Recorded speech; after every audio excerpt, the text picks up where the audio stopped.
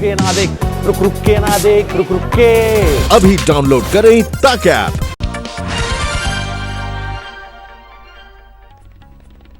नमस्कार, मैं हूं नवजोत रंधावा। आप देख रहे हैं आज तक। सुबह सुबह में आपका स्वागत है। आज देश के 8 राज्यों की 19 राज्यसभा सीटों पर चुनाव होना है। चुनाव में बीजेपी और कांग्रेस के कई बड़े चेहरे आमने सामने हैं। गुजरात, राजस्थान और मध्य प्रदेश में मुकाबला सबसे दिलचस्प है। कोरोना काल में राज्यसभा चुनाव का बिगुल बजा तो सियासी पारा 7वें आसमान पर पहुंच गया। विधायकों की जोड़तोड़, पार्टियों के बीच शह और मात का खेल चलता रहा। अब बारी चुनाव की है। आज 8 राज्यों में राज्यसभा की 19 सीटों के लिए चुनाव होने जा रहे हैं। कांग्रेस और बीजेपी के कई बड़े नेताओं के चेहरे दांव पर लगे हैं। मध्य प्रदेश में राज्यसभा की 3 सीटों पर 4 प्रत्याशी मैदान में हैं। बीजेपी और कांग्रेस दोनों ने ही 2-2 उम्मीदवार मैदान में उतारे हैं, जबकि गुजरात की 4 सीटों पर 5 उम्मीदवार किस्मत आजमा रहे हैं। बीजेपी ने 3 उम्मीदवार उतारे हैं, जबकि कांग्रेस के 2 नेता चुनाव लड़ रहे हैं। राजस्थान में भी राज्यसभा की 3 सीटें हैं और 4 उम्मीदवार ताल ठोक रहे हैं। कांग्रेस और बीजेपी दोनों ने ही 2-2 उम्मीदवार उतारे हैं। झारखंड में राज्यसभा की 2 सीटों पर 3 उम्मीदवारों की साख दांव पर है। जेएमएम, बीजेपी और कांग्रेस तीनों पार्टियों ने एक-एक उम्मीदवार मैदान में उतारा है। आंध्र प्रदेश में 4 सीटें हैं और 5 उम्मीदवार चुनाव लड़ रहे हैं। पूर्वोत्तर के मणिपुर, मेघालय और मिजोरम की एक-एक राज्यसभा सीटों पर भी आज चुनाव होना है। मध्य प्रदेश में कांग्रेस विधायकों की बगावत के बाद राज्यसभा की दोनों सीटें जीतने को लेकर पार्टी का गणित गड़बड़ा गया है। बुधवार को शिवराज की डिनर पार्टी में बसपा, सपा और निर्दलियों की मौजूदगी ने बीजेपी की राह और आसान कर दी है, जबकि कांग्रेस की बैठक में पार्टी के करीब 6 विधायक शामिल नहीं होने से संकट और गहरा गया है। गुजरात में कांग्रेस ने शक्ति सिंह गोहिल को प्रथम कैंडिडेट बनाकर उनकी राह आसान कर दी है, लेकिन भरत सिंह सोलंकी को अपनी सीट जीतने के लिए एड़ी चोटी का जोर लगाना होगा। हमारे दोनों उम्मीदवार पार्टी के वरिष्ठ लीडर हैं। विधानसभा दल ने मिलकर ही दोनों कैंडिडेटों को पर्याप्त वोट की ताकत पर नॉमिनेशन कराया था। झारखंड में मुकाबला कांटे का है। विधायकों के आंकड़े के लिहाज से जेएमएम के शिबू सोरेन की एक सीट पक्की है और दूसरी सीट के लिए कांग्रेस और बीजेपी के बीच शहमात का खेल जारी है। दोनों पार्टियां आजसू और अन्य विधायकों को साधने में जुटी हैं। हमारे पास संख्या बल है और निश्चित रूप से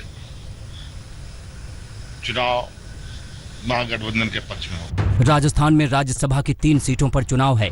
कांग्रेस ने केसी वेणुगोपाल और नीरज डांगी को चुनाव मैदान में उतारा है, जबकि बीजेपी ने राजेंद्र गहलोत और ओंकार सिंह लखावत को टिकट थमाया है।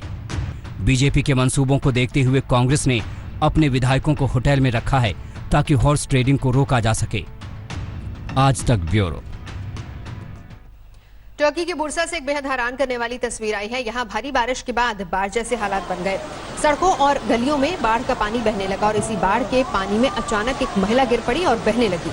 तस्वीरों में आप देख सकते हैं बीच सड़क बाढ़ के पानी में किस तरीके से महिला बहती जा रही है। लोग मोबाइल से वीडियो बना रहे हैं, लेकिन महिला को बचाने की हिम्मत कोई भी नहीं कर पा रहा। काफी दूर बहने के बाद एक दुकान के किनारे पर कुछ लोगों ने हिम्मत करके महिला को किसी तरह से बहने से बचाया। रुक रहे एक ब्रेक के लिए। ठीक 7:30 बजे आपको दिखाएंगे धोखेबाज चीन को मिलेगा सबक। देखते रहिए आज तक।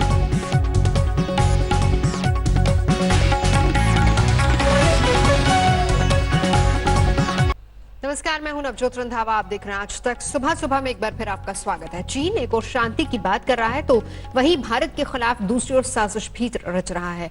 चीन की सेना ने अब तक अपने सैनिकों की मौत का सही आंकड़ा जारी नहीं किया है, जिससे जनता के गुस्से का भी डर है। चीन के मुंह में शांति और बगल में साजिश है।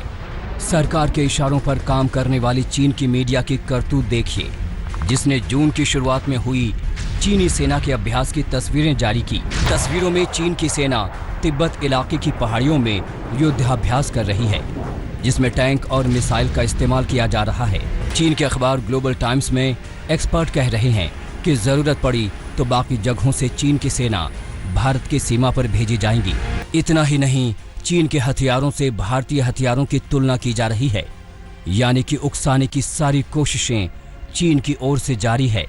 लेकिन चीन नहीं जानता है कि उसकी हर चाल की काट हिंदुस्तान के पास है। LAC सीमा पर मेजर जनरल स्तर की बैठकों का दौर चल रहा है, जहां अभी कुछ खास सहमति नहीं बन पा रही है। हालांकि बताया जा रहा है कि मीटिंग काफी मैत्रीपूर्ण माहौल में रही। कल करीब 5 से 6 घंटे तक दोनों देशों के बीच बातचीत हुई। वहीं चीन लगातार मामले को शांतिपूर्ण तरीके से निपटाने की बात कर रहा है।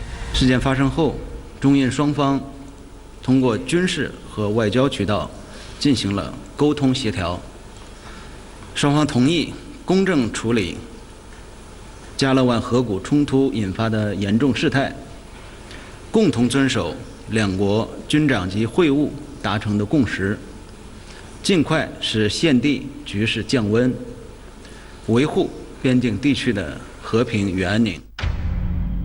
चीन के शांति दिखाने के ड्रामे की एक बड़ी वजह थी अमेरिका के साथ मीटिंग। दरअसल बॉर्डर पर मीटिंग के बाद चीन और अमेरिका के बीच बैठक हुई।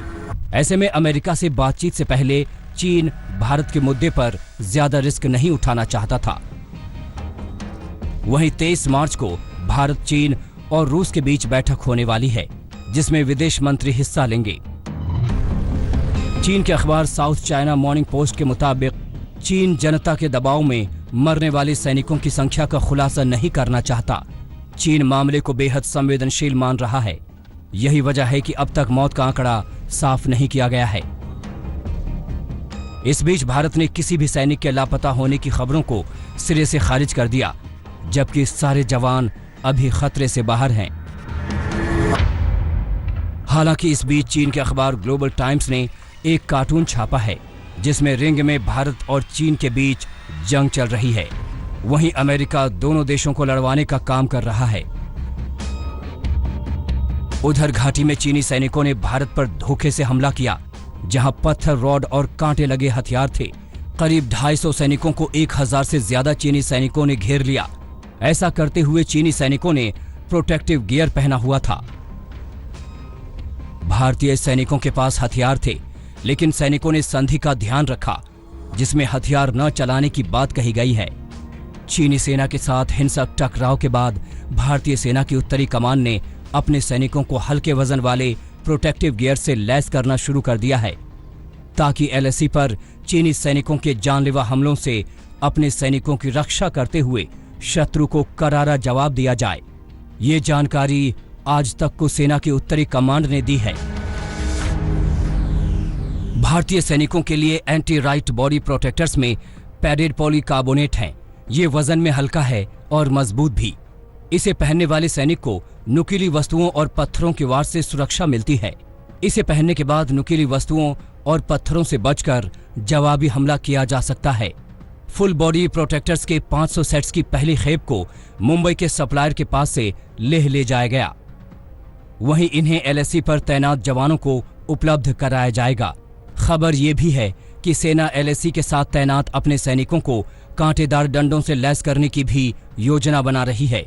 दिल्ली में मंजीत नेगी, गीता मोहन, अभिषेक भल्ला के साथ संदीप उन्नीथन, आज तक। और अब चीन को लगने वाली आर्थिक झटके की सीमा पर चीन को सबक सिखाने के लिए सेना तैयार है। वहीं देश में अब चीन के सामानों के बहिष्कार ने जोर पकड़ लिया है। हिंदुस्तान से कमाई करने वाला चीन पैसे का इस्तेमाल भारत के खिलाफ ही कर रहा है और ऐसे में अब चीन को आर्थिक झटका देने की तैयारी भी शुरू हो गई है। 20 शहीदों की शहादत पर आज हिंदुस्तान का खून खौल रहा है। ये गुस्सा है देश की पीठ पर धोखे का खंजर भोंकने वाले चीन के खिलाफ। लोगों के दिलों का ये उबाल अब सड़कों पर दिख रहा है। चीन के झंडे और जिनपिंग के पोस्टर जलाए जा रहे हैं।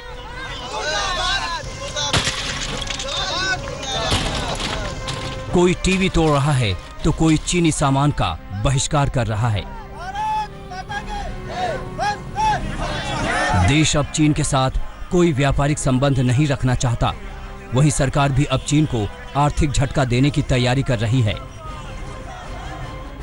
भारत सरकार चीन से आने वाले माल पर कस्टम ड्यूटी बढ़ाने का मूड बना रही है। इसे लेकर कॉमर्स मंत्रालय वित्त मंत्री के साथ बातचीत कर रहा है।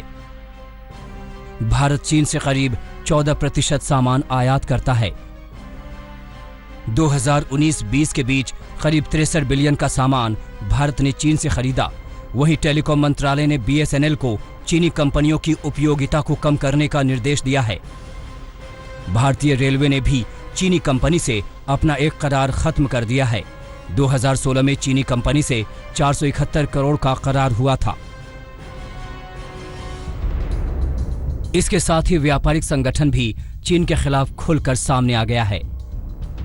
इसने एक खुले पत्र में आमिर खान, कटरीना कैफ, दीपिका पादुकोण, रणवीर सिंह, रणवीर कपूर, विराट कोहली, श्रद्धा कपूर, सलमान खान जैसे एक्टर से चीनी ब्रांड के विज्ञापन न करने का आग्रह किया है। वहीं दूसरी तरफ अमिताभ बच्चन, अक्षय कुमार, शिल्पा शेट्टी, माधुरी दीक्षित, सचिन तेंदुलकर और महेंद्र सिंह धोनी से चीनी सामान के बहिष्कार के अभियान भारतीय सामान हमारा अभिमान से राष्ट्रहित में जोड़ने का आह्वान किया।